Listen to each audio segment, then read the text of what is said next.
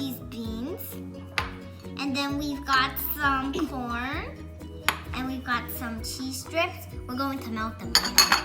And we've got this ham, this bowl of ham. Okay, let's get started. Now we're going to put some ingredients onto our quesadilla. So, first, I'm going to put some corn. Careful. And now we're going to put a little bit beans. Like that. Next, we're going to put in the cheese. So the cheese we want it to melt.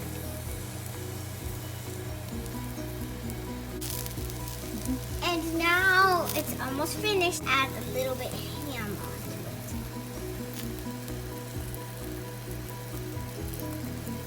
it. Then we're going to add some scallions.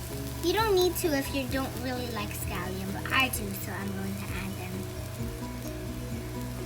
And now we are going to put our second pancake. It's already fried, and then you can just put it down on top.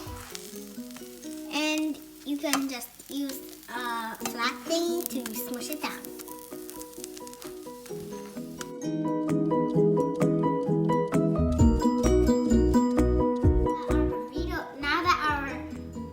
Quesadilla is done.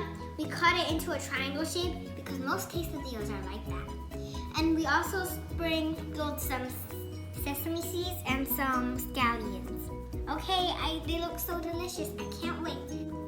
I'm going to eat them.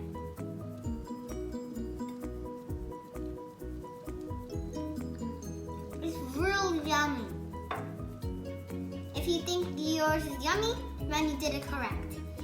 If it doesn't taste very good, you can go back and see which part that you missed out on.